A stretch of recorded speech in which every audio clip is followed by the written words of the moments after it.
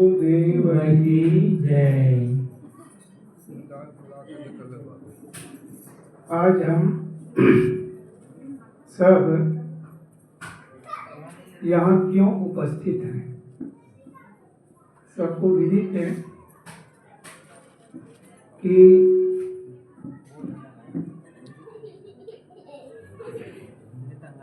स्वर्गीय सम्माननीय धनीराम जी इस भरा पूरा परिवार को छोड़कर इस संसार से चल बसे। ये प्रकृति का नियम है कि जो इस धराधाम में आते हैं उसको एक दिन जाना होता है। प्रकृति के सामने सब नतमस्तक हैं। सबको एक दिन छोड़ कर जाना है। सारा संबंध असंबंध के लिए है। संबंध होता है बीच में संबंध होते हैं। पिता है, पुत्र है, पति है, पत्नी है, सबका संबंध बीच का होता है। और बीच में जो संबंध होते हैं वे छूट जाते हैं। ये सनातन नियम है। तो मैंने कहा संबंध असंबंध के लिए होता है। फिर दुख किस बात की? दुख होता है किसी के चले जाने पर हर आदमी को दुख होता है। तो दुख क्यों होता है? ये तो सब जानते हैं कि जो आए हैं वो तो जाएंगे ही जाएंगे। सारा संबंध एक दिन असंबंध में बदल जाएगा, ये तो सब जानते हैं। फिर भी दुख किस बात की होती है? क्यों होता है दुख? आगे जान तो रहे हैं। वास्तव में दुख होता है जिसके सानिध्य में हम पले हैं, बढ़े हैं, जिसके द्वारा हमें बहुत कुछ सीखने और समझने को मिला। अब वो आधार नहीं रह गया। आधार, जब कोई घर का मुखिया घर में होता है तब एक आधार होता है। भले वो कुछ भी ना करे, चुपचाप घर में बैठा रहे, फिर भी जो उसके आने वाली पीढ़ी है वे निश्चिंत होते हैं। किसी प्रकार की चिंता नहीं, सब कुछ कर रहे हैं, घर की सारी व्यवस्था कर रहे हैं, फिर भी उसके मन में निश्चिंतता होती है। वो एकदम निश्चिंत होते हैं। लेकिन जब वे चले जाते हैं तब निश्चिंतता घट जाती है। फिर सोचना पड़ता है, क्योंकि व्यवहार है, लोगों से व्यवहार लेना पड़ता है और व्यवहार देना पड़ता है। इसलिए व्यवहारिक जगत में चिंताएं होती है, सोचना पड़ता है। अभी तक घर का मुखिया था तो उतना सोचना नहीं पड़ता था। अब सारी व्यवस्था, सारी जिम्मेदारी अपने ऊपर आ जाती है। अब जैसे कि यहाँ कोई मुखिया रह ही नहीं गए, समझो। अब एक मुखिया समझो, तो वो भी दूसरे गांव में। मान लो जाए कुछ पूछना हो, किससे पूछेंगे? बात यही होगी ना। तो अब स्वयं इस पर सोचना है कि हमें क्या करना है और परिवार को लेकर कैसे चलना है। इन सारी बातों पर विचार करना होगा। जो मुखिया वो था वो चला गया, और जाना था, जाएगा ही वो तो। एक नियम है। तो अब जो हैं उनको इस पर विचार करना है। ये घर किसका है? ये वस्तुतः घर तो किसी का नहीं है। यह घर भक्तों का घर है। यहाँ भक्त जन्म लेते थे। अब उस पीढ़ी को बरकरार रखना है। अब किनको रखना है? अब राधे लाल तो बेचारा अस्वस्थ है, ठीक है ना, और कुछ नहीं कर सकते। लेकिन उनके जो आने वाली पीढ़ी है, अब हरीश है, हरीश को जिम्मेदारी है उनके घर की। यहाँ खुबू है, खुबलाल है, इनकी जिम्मेदारी है। हरीश छोटा है, इनसे पूछना पड़ेगा, पूछोगे ना। पूछ करके यदि कोई ऐसी बातें आ जाती है या कुछ ऐसी परिस्थितियां आ गई तो एक दूसरे से पूछ करके काम करना, ठीक है ना। एक दूसरे से पूछ करके काम करेंगे तो फिर वहां गड़बड़ी नहीं होगी, ये ध्यान रखना। और मैंने कहा कि ये भक्तों का घर है। ये इस घर से साधु और संत हुए हैं, बड़े भाग्यशाली हैं संत, है ना। ये तो कहा जाता है कि वो माता पिता धन्य हैं जिसके घर में ऐसे बच्चे जन्म लेते हैं। वो बड़े सौभाग्यशाली हैं। सबकी कोख में ये जन्म थोड़ी लेता है। आप लोग बड़े सौभाग्यशाली हैं। इसलिए ये भक्ति का मार्ग छूटना नहीं चाहिए। भक्ति के मार्ग में आगे बढ़ना है सबको। यहाँ जितने भी उनके पीछे जो भी हैं, सबको उस भक्ति के लाइन में चलना है। भक्ति तो सीढ़ी है। भक्ति करेंगे तभी जीवन में शांति आएगी। इसलिए भक्ति मुक्ति की सीढ़ी है कहा गया है। जैसे ये छत की सीढ़ी होती है, एक एक सीढ़ी में पैर रखते रखते हम ऊपर जाते हैं। इसी प्रकार भक्ति प्रथम सोपान है। जो आम आदमी है वो तो जड़ इंद्रियों की पूजा आरती करते हैं, वो प्रथम सीढ़ी है। जब इतना नहीं करेंगे तो आगे विचार कहाँ करेंगे? आगे भी सोच नहीं सकते। जब कुछ करते हैं तब आगे और क्या होगा इस पर विचार करते हैं लोग। रुकना नहीं है, आगे बढ़ते जाना। इसीलिए जीवन मिला हुआ है। तो मैं कह रहा था कि ये यहाँ भक्ति के बीज पूर्वजों ने बोया है। और भक्ति तो बहुत लोग करते हैं, लेकिन यहाँ से साधु संत हुए हैं, वैरागमान हुए, सब कुछ छोड़ करके चले गए। अब उनके लिए हमें क्या करना है, ये भी तो विचारना है। तो मैं तो ये कहूँगा कि आज इस घर इनके निमित्त, अब हम तो बुरहानपुर कहे नहीं, बुरहानपुर में यहाँ के संत हैं, वो भी अस्वस्थ चल रहे हैं, तो उसके इनके बदौलत समझा जाए, इनके निमित्त कहा जाए। अभी वहाँ कार्यक्रम है, इसी अगन में तिथि होगी, हमारे आश्रम से एक दो संत वहाँ जाएंगे भी जाएंगे। तो आप लोगों को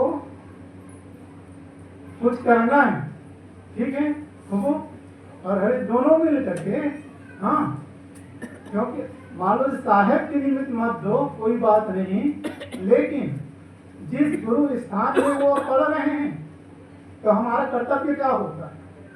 कुछ हमारा भी कर्तव्य है क्या? हम क्या है, धन के उत्तराधिकारी हो गए, लेकिन धर्म के उत्तराधिकारी हो रहे हैं क्या? धन के उत्तराधिकारी हुए हैं तो साथ साथ धर्म के भी उत्तराधिकारी होना है। ये मत सोचिए कि अरे हमको तो ये हो गया, ऐसा नहीं। इसलिए धर्म में लगना है, धर्म का उत्तराधिकारी बनना है। इसलिए उसके निमित्त, इनके निमित्त कुछ अपना राशि वहाँ उनके गुरु स्थान है, वहाँ कुछ देना है आपको। आप इस पर विचार आप करो। मैं ये नहीं कहता, जोर नहीं डालूंगा, है ना, अब मैं कह भी सकता हूँ, हमारा भी हक है ये कहने का। एक पारिवारिक स्तर पर रहने के कारण भी और एक धार्मिक स्थिति में रहने के कारण मेरा हक बनता है। इसलिए आप लोगों को यथाशक्ति जो भी हो, इनके निमित्त यहाँ जो कार्यक्रम हो रहा है, इतने मेहमानों को बुलाया, गाँवों को खिलाया, तो इनके निमित्त वहाँ भी, क्योंकि वहाँ आपके कहा जाए कोई ये है ना भी, भले छोड़ दिए हैं, लेकिन जैसे ये पारिवारिक स्तर पर देखिए साधु भले हो गए हैं, लेकिन पारिवारिक संबंध में उनका एक हक बनता है, एक समझ लीजिएगा। ऐसा नहीं है, कानूनन दृष्टि से पूरा अधिकारी है, लेकिन साधु हैं, उनको कोई आवश्यकता भी नहीं है, फिर भी आज इनके निमित्त कुछ न कुछ वहां आप लोगों को भेजना है। तो मैंने कहा कि धर्म का भी उत्तराधिकारी बनना है। संत महात्मा आते हैं, उनको भी आप बुलाइए, है ना। संत महात्मा को बुलाएंगे तो अच्छी प्रेरणा ही मिलेगी, गलत प्रेरणा वो नहीं देंगे। ये देंगे गलत प्रेरणा कभी दे ही नहीं सकते। यदि आप किसी परिस्थिति में पड़े हुए हैं, विकट परिस्थिति मान लो जाएगा, ऐसे मत विकट परिस्थिति आना भी नहीं चाहिए। मान लो कदाचित कुछ ऐसी परिस्थितियां आ गई, तो उन परिस्थितियों का सामना करने के लिए राय उनसे मिलेगा, संबल हमें मिलेगा, बल मिलेगा। इसलिए संत महात्माओं से जुड़ करके चलना है। तो आज तो इनके निमित्त हम बैठे हैं, तो पहली बात तो है पारिवारिक स्तर हमारा अच्छा होना चाहिए। पीछे जो हुआ सो हुआ, मान लो कुछ हुआ होगा उसको छोड़ दीजिए, आपस में हमारा व्यवहार मधुर होना चाहिए। हमारा संबंध कैसा होना चाहिए? मधुर होना चाहिए। 2 दिन के लिए जीवन मिला है, 2 दिन बाद इस संसार से हमको छोड़ करके जाना है। क्या लेकर के ये गया? कुछ लेकर के गया क्या? कुछ तो नहीं गया उसके साथ, सिर्फ और सिर्फ उनके साथ कर्मों की गठरी गई, कर्मों का बंडल लाद करके गया। समझ लीजिए, जो हम वर्तमान में कर्म करेंगे उसी का फल हमें आगे मिलेगा। अच्छा करेंगे तो अच्छा मिलेगा, बुरा करेंगे तो बुरा मिलेगा। ये तो प्रकृति का नियम है। इसलिए जब तक जीवन है तब तक अपने कर्तव्यों का पालन करें। बाल बच्चे हैं, पढ़ाएंगे, लिखाइए, योग्य बनाइए, शादी ब्याह करिए, मकान बनाइए, सब कुछ करिए, लेकिन साथ साथ अपना भी काम करना है, अपने लिए करना है। आज हम जो कुछ कर रहे हैं ये सब किसके लिए है? वो दूसरों के लिए है, अपने लिए कुछ नहीं कर रहे हैं। तो दूसरों के लिए काम करते हुए भी अपने लिए भी काम करना है। और अपना काम क्या है? एक आत्मिक खुराक इसी को कहते हैं, अपनी आत्मा की खुराक है। जीव के साथ क्या जाएगा? धर्म ही जाएगा। इसलिए धर्म की कमाई करें, परोपकार का काम करें, यही हमारे साथ जाएंगे। और इसी के बदौलत ऐसा तो नहीं है कि इस जीवन के बाद हमारा जीवन समाप्त हो जाएगा, ये समाप्त हो जाएगा, अगला जीवन नहीं मिलेगा, ऐसी बात नहीं है। अगला जीवन भी मिलेगा, ये पक्का है। तो जैसा हम करेंगे, सुबह सुबह जो भी कर्म करेंगे उसके अनुसार पुनः शरीर धारण करना होगा और उसी के अनुरूप सुख और दुख मिलेगा। अच्छा कर्म करेंगे, शुभ कर्मों की यदि कमाई हम करते हैं तो शुभ संस्कारों के बल पर पुनः मानव जीवन मिलेगा, ये पक्का है। आज हमें मानव जीवन मिला है, ये शुभ कर्मों की कमाई है। हमने पूर्व में ऐसा कर्म किया है जिसके बदौलत आज हमें मानव का शरीर मिला हुआ है। पूर्व में किया था, आज मिल गया। और आज हम क्या कर रहे हैं तो हमें सोचना है ना। यदि हम शुभ कर्म आज नहीं कर रहे हैं तो फिर वही 84 में जाके भटकना पड़ेगा, दुख तो भोगना ही है। प्रत्यक्ष देख रहे हैं, ये कुकुर बिलाई है, क्या है बताए, मुख पशु है। कुछ बीमार पड़ गए, कहीं घाव हो गया तो के चिल्लाता रहता है। मैंने तो देखा है इसी में, यही एक कुतिया थी इतनी बड़े, उनके 2 बच्चे थे, 2 पिल्ले थे, तो उनके कुतिया तो मर गई पहले, 2 बच्चे थे ऐसे छोटे छोटे, तो एक के ये सिर पे घाव हो गए। इतना तड़पती थी, मैं देखता था इधर से ब्यारा जाता था, छोटा था मैं भी, उस समय मैंने देखा, मेरे में अंदर ये सूझ हुई, अरे कितना तकलीफ है, देखिए कितनी पीड़ा है, ये दुख भरे संसार में हम जी रहे हैं। वहीं से मेरे मन में संवेदना उत्पन्न हुई कि इस संसार से छूटना चाहिए, नहीं तो ऐसे ही हम भी एक कुत्ते के पिल्ले होंगे, ऐसे ही हमको भी दुख भोगना पड़ेगा। ये संवेदनाएं उत्पन्न होती हैं। तो शुभ कर्मों की कमाई करेंगे तो वे शुभ संस्कार हमारे साथ जाएंगे, और मोक्ष का काम तो बहुत ऊंचा काम है। मोक्ष का मतलब होता है छुटकारा, भव बंधनों से छूट जाना, दुखों से मुक्त हो जाना, यही तो मोक्ष है। लेकिन ये काम सब आदमी नहीं कर सकते। जतन जतन कहो बिरले पाई, ये सदगुरु कबीर ने कहा है। ये स्थिति जतन जतन करते, मतलब जतन जतन मतलब प्रयास करते करते, मेहनत करते करते कोई बिरला उस स्थिति में पहुंचता है। तो इसके मतलब काम करना छोड़ दे, ऐसा नहीं है। शुभ कर्मों की कमाई करें, मोक्ष का काम भले ना हो सके, लेकिन शुभ कर्मों की कमाई करेंगे तो उन्हीं शुभ संस्कारों के बदौलत पुनः मानव शरीर मिलेगा, और वे शुभ संस्कार कल्याण में हमारे सहयोग होंगे। वही शुभ संस्कार कल्याण के मार्ग को आगे प्रशस्त करेगा। इसलिए अब ज्यादा समय तो है नहीं है, हम सबको चाहिए, हमारी जो पीढ़ी ने दी है, हमको जो धरोहर के रूप में दिया है, वे बरकरार बना रहना चाहिए। इस पर हमें ध्यान देना है, सबको ध्यान देना है, वो मिटने ना पाए। और थोड़ा थोड़ा यथाशक्ति धर्म भक्ति के मार्ग में लगेंगे तो हमारा भी जीवन सुखद होगा, आने वाली पीढ़ी का जीवन भी सुखद होगा, और हमारा परमार्थ भी बनेगा। इसलिए हम सबको चाहिए कि इस अवसर पर आज हम श्रद्धांजलि सभा में बैठे हुए, आज इनकी श्रद्धांजलि हम दे रहे हैं तो कल हमारी भी कोई श्रद्धांजलि देगी। ये तो क्रम चला आया, बारी बारी आपने चले प्यारे मीत, तेरी बारी हीरा नीरे आवे नीत। काल बस सबके नजदीक लगे हुए हैं, काल खड़ा सिर ऊपरे ते जाग बिराने मीत, जाता घर है गैल में सो कच्छो निश्चिंत। साहब ने कहा काल खड़ा सिर ऊपरे, काल कहाँ खड़ा हुआ है? इस सिर के ऊपर काल मंडरा रहा है। जब से हम जन्म ले तब से काल पीछे पड़ गए हैं, छाया की तरह ये काल हमारे पीछे पीछे चल रहा है। काल खड़ा सिर ऊपरे जाग बिराने मीत। साहब ने कहा अरे बिराने का मीत प्रेमी बन, बिराने का प्रेमी बना हुआ मनुष्य जाग जा, सावधान हो जा।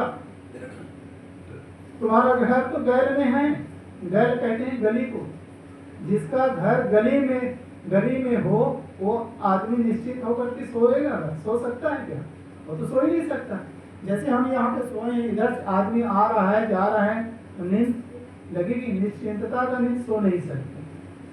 बस ऐसा ही है, हम निश्चिंत होकर के सो रहे हैं, काल पीछे पड़े हुए हैं, पता नहीं कब मार गिरा है, कुछ नहीं कहा जा सकता। इसलिए हर आदमी को चाहिए कि करोड़े बंदे वादी की तस्वीर उस दिन की याद करें। अंत दशाले आदि में, साहब ने कहा अंत दशाले आदि में, आदि नाम प्रारंभ, अंत दशा अंतिम जो परिणति होनी है, इस शरीर की अंतिम परिणति जो होनी है उसका याद करें, और उसका हमेशा याद करेंगे तो निश्चित ही हमारा मन धर्म भक्ति परोपकार में लगेगा, और हम भी सुखी होंगे, और हमारे इर्द गिर्द जो रहने वाले हैं वे लोग भी सुखी होंगे। यही काम सबको करना है। तो मैं स्वर्गीय आत्मा को सत सत नमन करते हुए अपनी बात को यहीं पर विराम देता हूँ। बोलिए सदगुरु देव की जय। अब एक भजन सुन लो, वो फिर करना है, करो, कोई बात नहीं, सब अपने।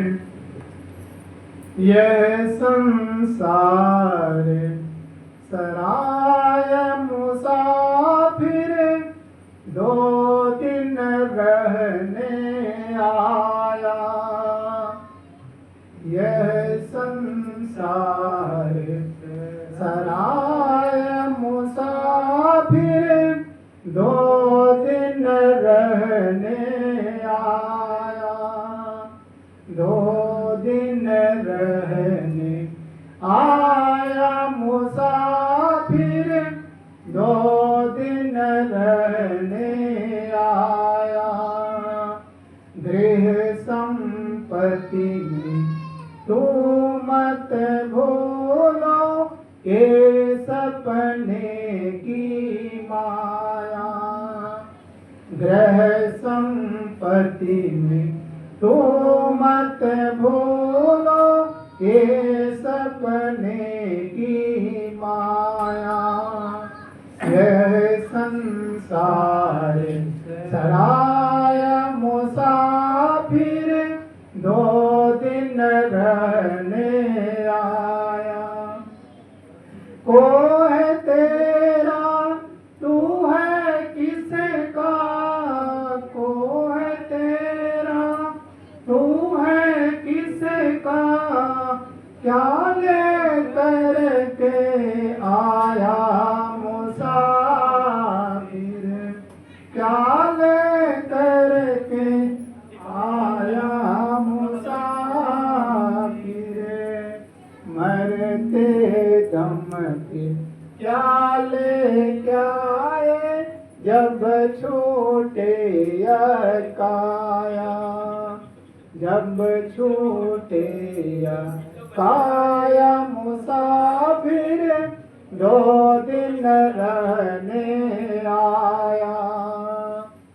यह संसार सराय मुसाफिर, दो दिन रहने आया।